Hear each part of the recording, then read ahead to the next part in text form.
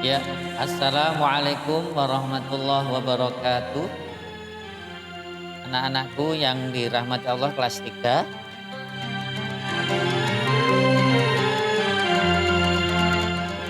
Ya, hari ini kita akan belajar tentang memahami surah An-Nasr. Ini surah ke-110 di dalam Al-Quran. Untuk itu kita perlu memahami apa ya kompetensi dasar yang diharapkan dari mempelajari materi ini. Yang pertama,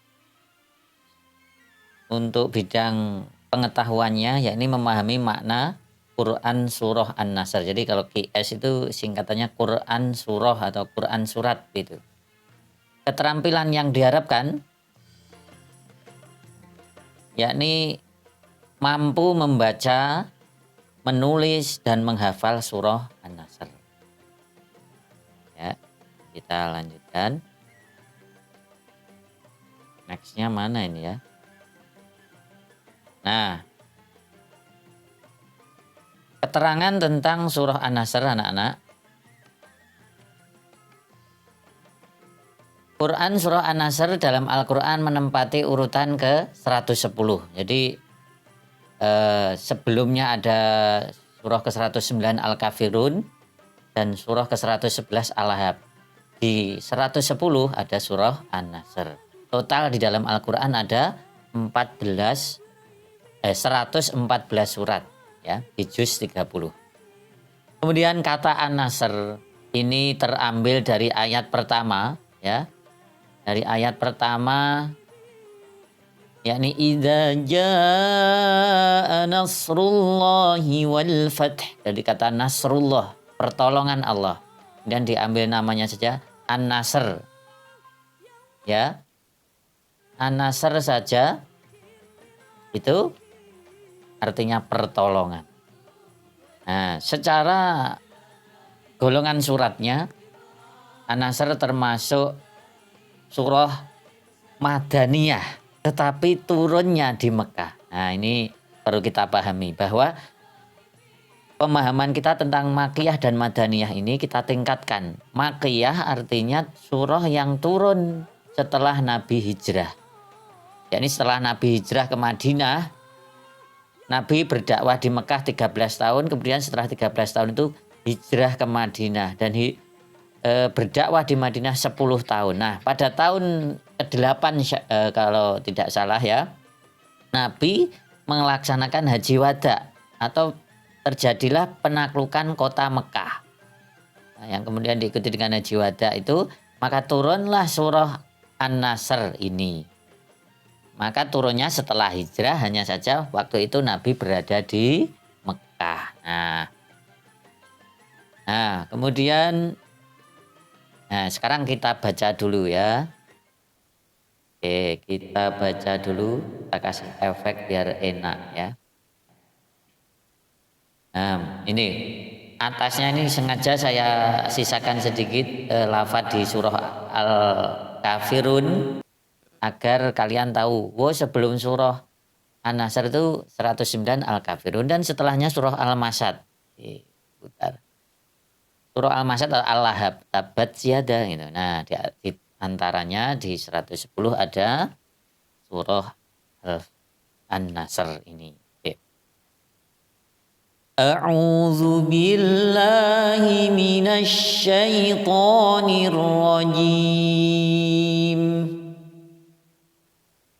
Bismillahirrahmanirrahim. Idza jaa nasrullahi wal fath wa ra'aitan nasa yadkhuluna fi dinillahi afwaja fasabbih bihamdi rabbika wastaghfir innahu kana tawwaba.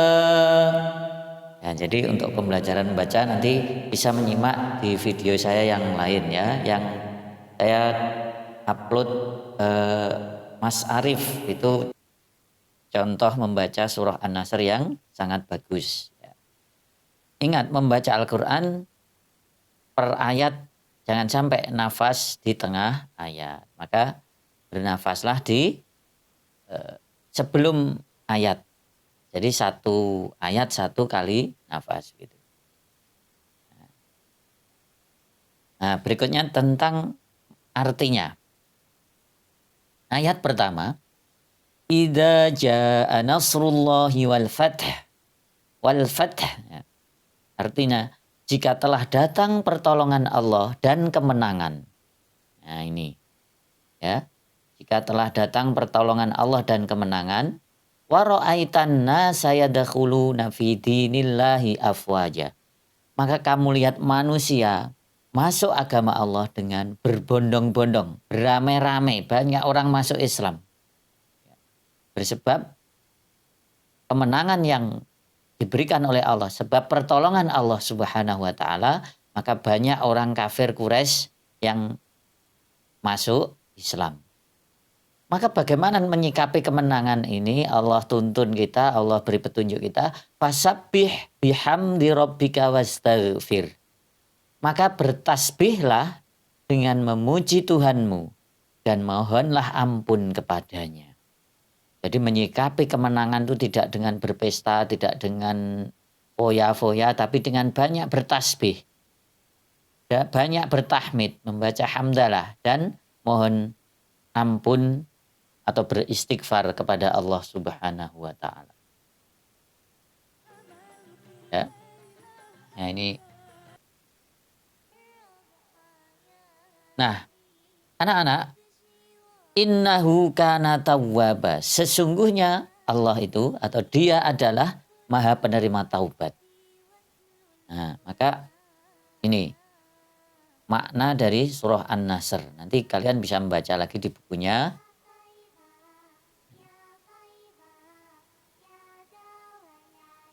Mana ini selanjutnya ya?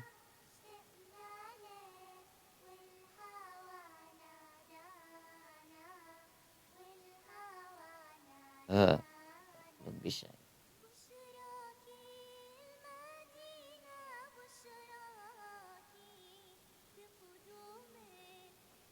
Nah, selanjutnya ini ya. Nah, penjelasannya sekarang ya. Penjelasan makna. Yang pertama, idza jaa nasrullahi wal fath. Jika telah datang pertolongan Allah dan kemenangan. Ini maksudnya apa nih? Bahwa setelah Nabi hijrah ke Madinah itu kan Nabi terusir sebenarnya ya. Nabi harus memindahkan area dakwahnya ke Madinah. Kemudian setelah 8 tahun di Madinah, Nabi baru bisa menaklukkan kota Mekah, membuka kota Mekah yang sebelumnya dikuasai oleh orang-orang kafir. Ya. Maka ini yang sebelah kanan dulu ya yang kita bahas. Setelah Mekah dibuka itu, setelah Mekah berhasil ditaklukkan orang-orang kafir, berhasil dikalahkan, maka Nabi Muhammad dengan kelembutan sikapnya, dengan kelembutan akhlaknya itu tidak membalas dendam kepada orang-orang kafir. Bahkan memaafkan orang-orang yang dulu pernah menghinanya, pernah menghalangi dakwahnya. Sehingga apa? Beramai-ramailah orang-orang kafir Quraisy itu masuk Islam. Sehingga Allah memenangkan agamanya. Ya. Allah memenangkan agamanya. Allah memberi pertolongan sehingga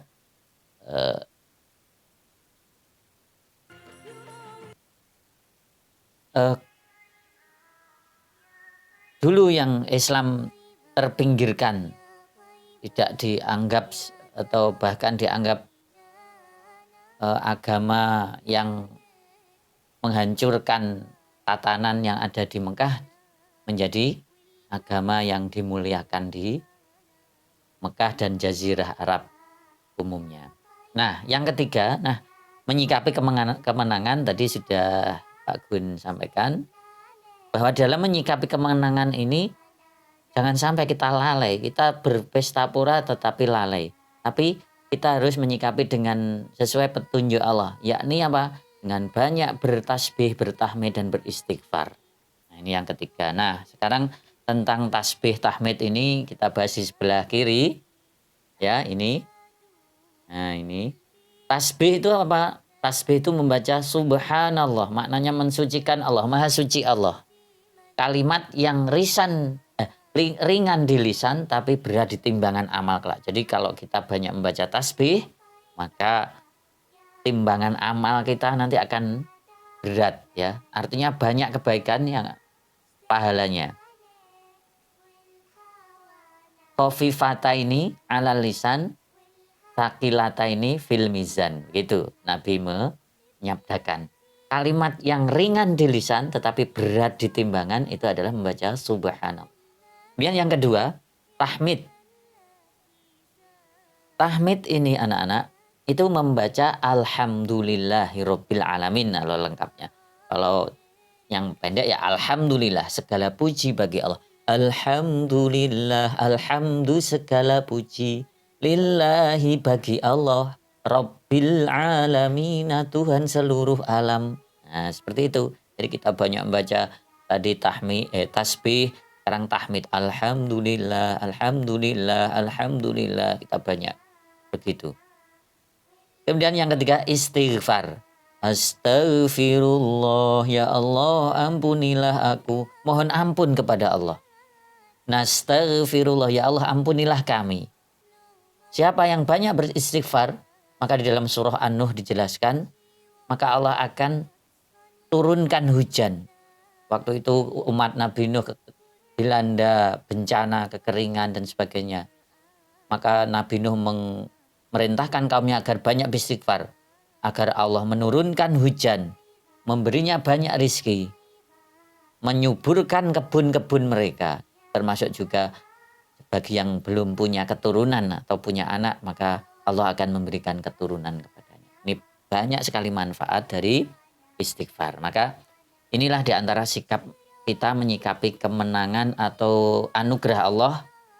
Maka kita tidak boleh lalai, tapi kita justru diperintahkan oleh Allah untuk banyak bertasbih, bertahmid, dan beristighfar. Termasuk hari ini anak-anak kita sudah masuk tanggal 6 Agustus. Artinya kurang 11 hari lagi kita akan memperingati hari kemerdekaan negeri kita, Republik Indonesia yang ke-75.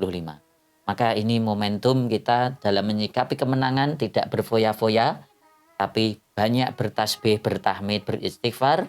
Apalagi ini di masa musibah pandemi, maka kita juga banyak berzikir, mendekatkan diri kepada Allah Subhanahu wa Ta'ala. Nah, ini di terakhir bagaimana lafadznya?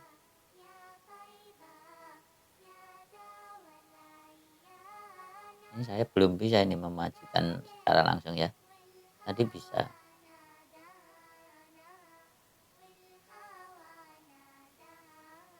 Nah, saya tutup saja. Naikkan manual.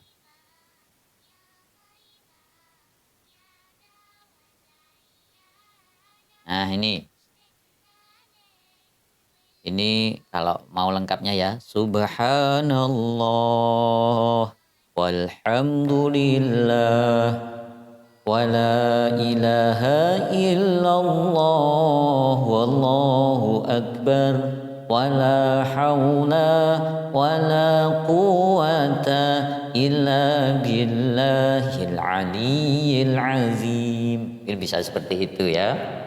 Itu tapi tidak ada istighfarnya. Nah, termasuk kalau pengamalan yang dilakukan oleh Nabi itu setelah turunnya surah An-Nasr ini, di setiap rukuk dan sujudnya Nabi menambah doanya menjadi subhanallah subhanakallahumma wa bihamdika astaghfirullah.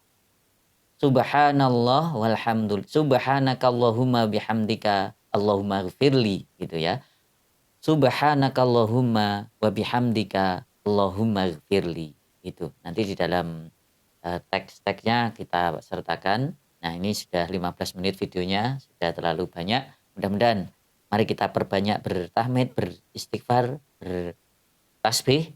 Mudah-mudahan Allah memberikan kita keberkahan. Assalamualaikum warahmatullahi wabarakatuh.